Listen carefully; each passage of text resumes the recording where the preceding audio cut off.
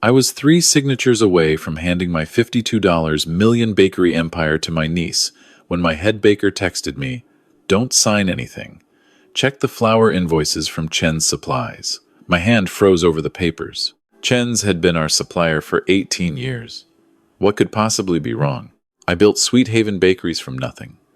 Came to San Francisco in 1987 with $200 in my pocket and a sourdough starter my grandmother had kept alive for 40 years in Naples. Started with a push cart on Fisherman's Wharf, selling bread to tourists at dawn. The fog would roll in, and I'd stand there with my samples, watching people's faces light up when they tasted real bread, not the factory stuff. 23 bakeries later, spread across California, Oregon, and Washington, I thought I'd done everything right. I'd built something real, something that mattered, and I was about to hand it all to Nicole, my sister's daughter, the girl I'd raised since she was 12 when my sister died of pneumonia. Nicole had worked beside me for 15 years. Started washing dishes at 16. Learned every station, every recipe. She knew the difference between a proper croissant and the garbage they sell at chain stores. She could tell if the levain was ready just by smell. She was family, and she was talented, and I trusted her completely. That text from Marco changed everything. Marco had been with me for 22 years.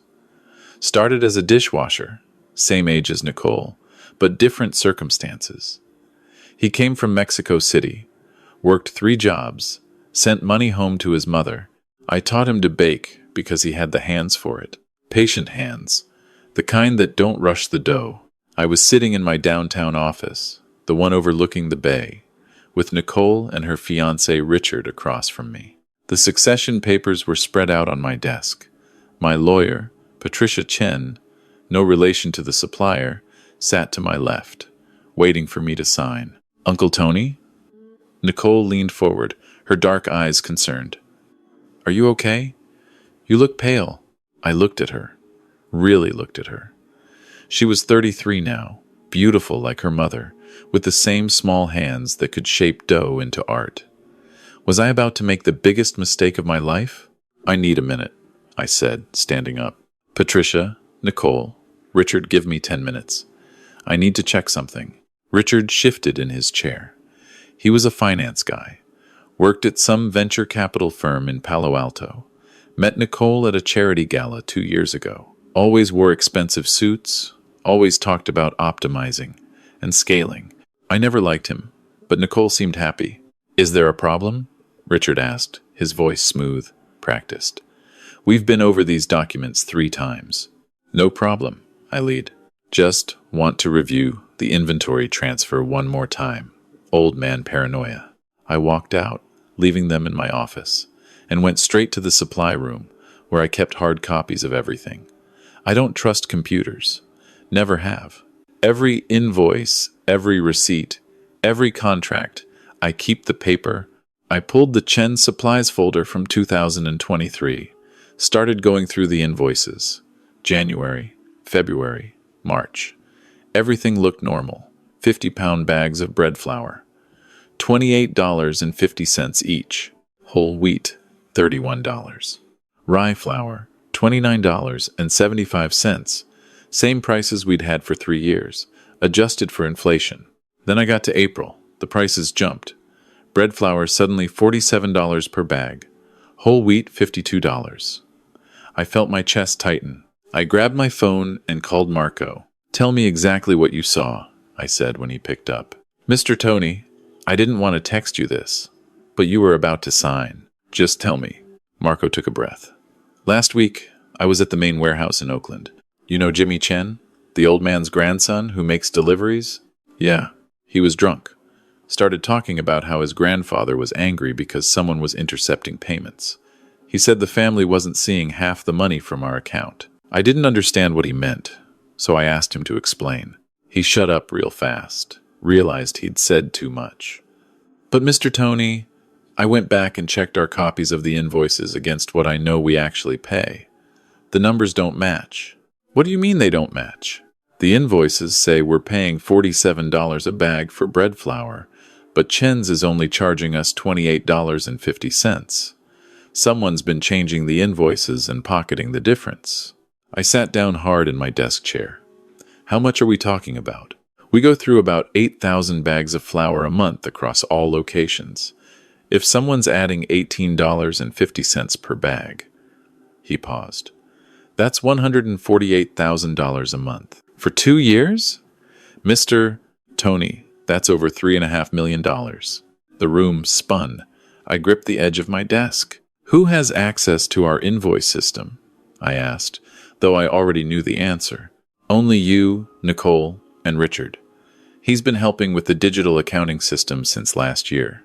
Said he wanted to modernize our processes. My niece. The girl I'd put through college. The girl who'd cried in my arms when her mother died.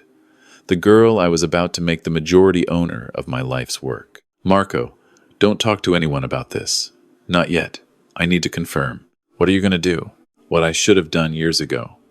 I'm going to verify every damn number. I hung up and called Old Man Chen directly. He picked up on the third ring. Tony, how's business? James, I need to ask you something, and I need you to be straight with me. His voice changed. What's wrong? What have you been charging us per bag for bread flour for the past 2 years? Same as always. $28. $50. Why? Are the prices not competitive anymore? Tony, if someone's offering you better... No, the prices are fine. Can you send me copies of every invoice you've sent us for the past 24 months? Email them directly to my personal account, not the company one. There was a long pause.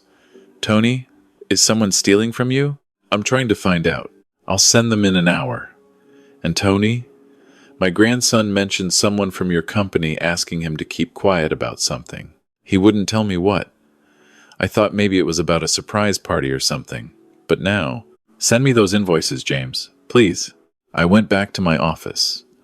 Nicole, Richard, and Patricia were chatting, relaxed, planning the future. My future that I'd built with my hands and my grandmother's starter and $200. Everything okay? Nicole asked. Fine, I said, sitting down. You know what? Let's hold off on signing today. I want to sleep on it one more night. Richard's expression flickered. Just for a second. Annoyance? Fear? It was gone too fast to tell. Uncle Tony, we've been planning this for months, Nicole said softly. The accountants are ready. The lawyers have everything set up. What's wrong? Nothing's wrong. I'm 68 years old, and I'm signing away 23 bakeries. I want one more night to be sure. Patricia started gathering the papers. That's perfectly reasonable, Tony. We can reconvene tomorrow. No, Richard said sharply. Everyone looked at him. He softened his tone. I mean, we have the tax window closing in 3 days. If we don't execute this week, we'll have to wait another quarter. And the implications for the corporate structure, one day won't matter, Patricia said firmly. Richard looked at Nicole. She looked at me. Okay, she said finally. Tomorrow then. They left. I sat in my office as the sun set over the bay, turning the water gold, then orange, then dark. My phone buzzed. The email from James Chen. I spent the next 4 hours going through every invoice.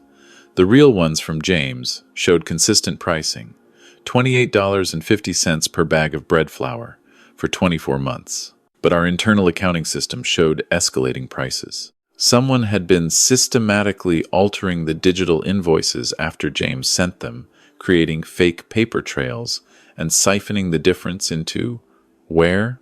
I called Patricia at home. I need you to run a complete financial audit. Tonight. Everything from the past 2 years. I need to know where every dollar went. Tony, that's going to take... I'll pay whatever it costs. Triple your normal rate. But I need it by morning. She heard something in my voice. I'll call my team. At 3 a.m., Patricia sent me a preliminary report. The money had been going into something called Equipment Modernization Fund, authorized by Nicole Thompson and Richard Hartwell. I'd never heard of it. I dug deeper into our corporate accounts. The Equipment Modernization Fund had a balance of $47,000. Where was the rest? Over $3 million should be there.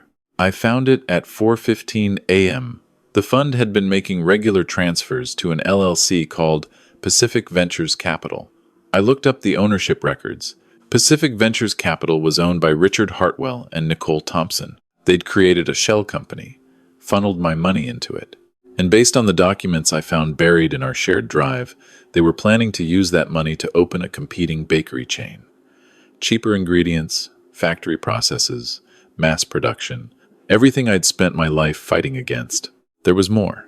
Emails between Richard and Nicole discussing how to tank Sweet Haven's reputation after the ownership transfer. They'd already secured contracts with 3 of our biggest wholesale clients, promising lower prices once they launched their operation. Nicole had written, "Uncle Tony will never know. He doesn't understand the digital systems. By the time he figures anything out, we'll already have the business established. He's old school. This is just smart business." Richard's response, "And sentimental. The man keeps a jar of sourdough starter in his office like it's a pet. Once we have control, we'll modernize everything. Get rid of the expensive ingredients, streamline the processes. We can double profits in 6 months." I sat there in my dark office, staring at my grandmother's starter in its glass jar on the credenza. She'd kept it alive through World War II in Naples, fed it with whatever flour she could find, brought it to America in her coat pocket, passed it to me with instructions to never let it die. Nicole knew that story. I'd told her 100 times. I didn't sleep. At 6 a.m., I called Marco. "Get in touch with everyone. Every head baker, every manager. I'm calling an emergency meeting at 9 a.m. at the original Fisherman's Wharf location. Everyone needs to be there." "What's happening?" "Justice," I said, and hung up. At 8:30 a.m., I called Nicole. "Uncle Tony, are you ready to sign today?" Her voice was cheerful, loving. The same voice that had called me from college, crying about a bad grade. The same voice that had asked me to walk her down the aisle when Richard proposed. "Actually, I want to do something special," I said. "I want to gather everyone at the original location, where it all started, sign the papers there, with all our people present. Does that sound good?" "Oh, Uncle Tony, that's so sweet. Richard and I will be there. What time?" 9 o'clock. "We'll be there. I love you." "I love you too," I said, and meant it. That was the worst part. I still loved her.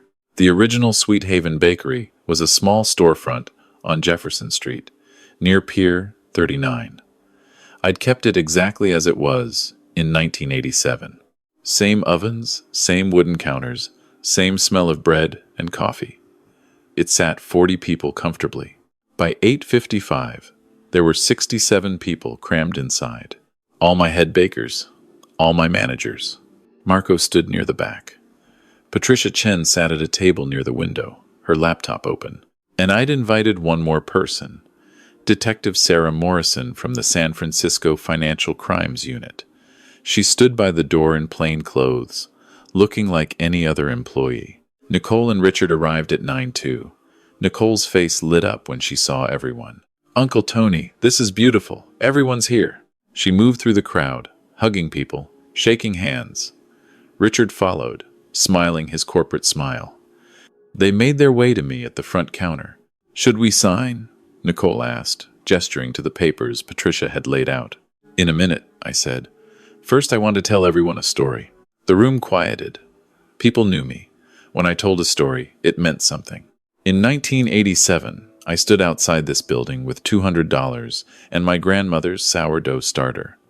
I was 43 years old. I'd failed at 3 businesses already. I had nothing except this recipe and a dream about making real bread in a city full of fake food. People nodded. They'd heard this before. I built Sweet Haven on 3 principles: quality ingredients, traditional methods, and honest business. If the flour costs more, we charge more. We don't cut corners. We don't lie to customers.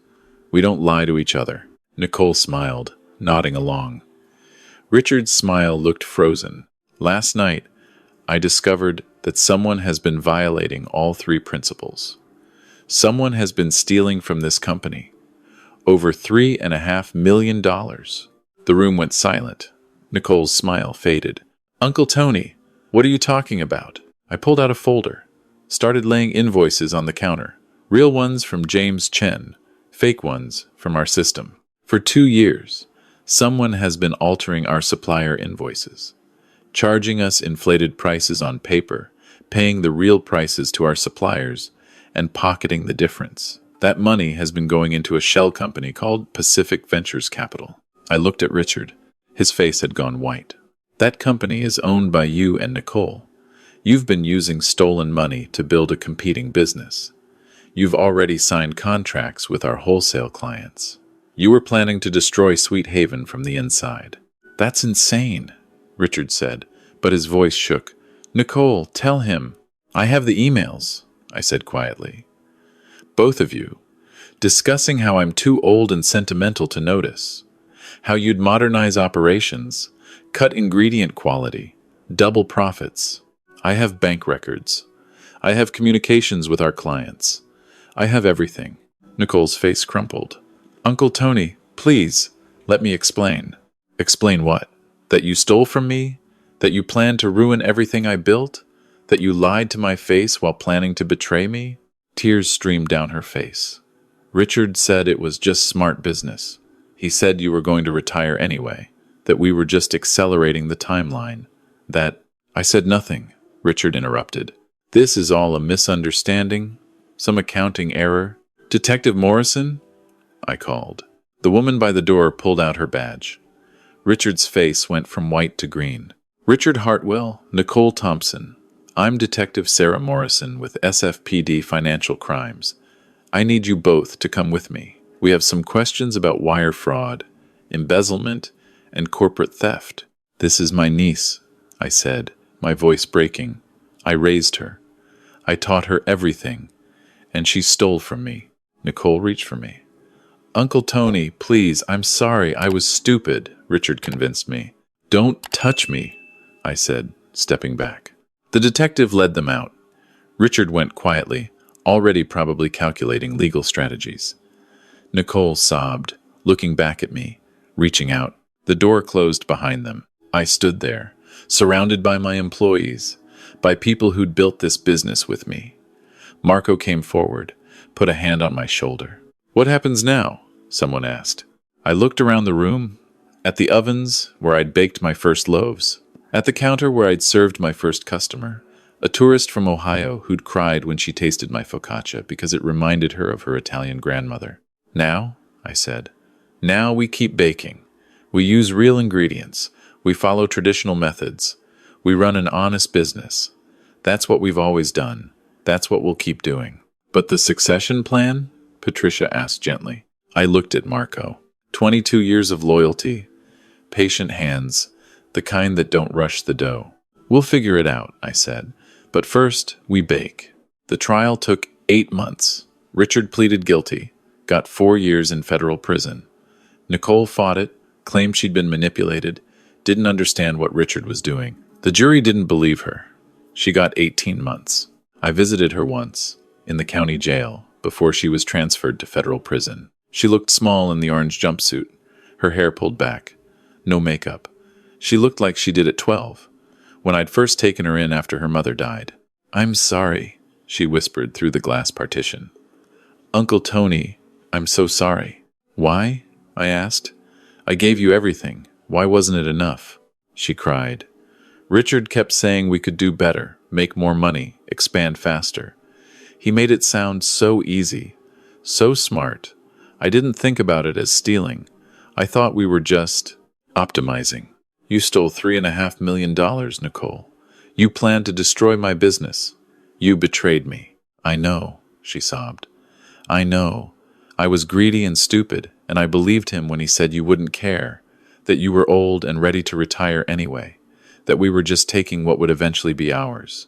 It wasn't yours, I said flatly. You hadn't earned it, and now you never will.